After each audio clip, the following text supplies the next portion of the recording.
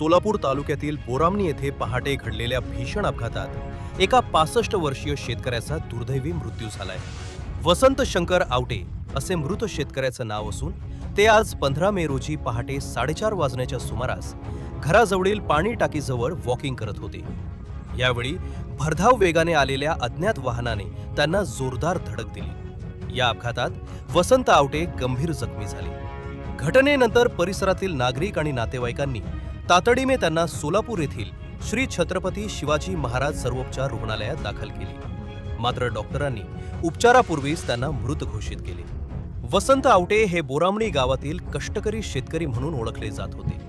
त्यांच्या अचानक निधनामुळे संपूर्ण गावावर शोककळ पसरली आहे। त्यांच्या पश्चात आई, पत्नी, मुलगा आणि नातवंड असा परिवार आहे। घटनेची माहिती मिळताच नातेवाईक, मित्रमंडळी आणि ग्रामस्थांनी सिव्हिल हॉस्पिटलमध्ये मोठी गर्दी केली होती।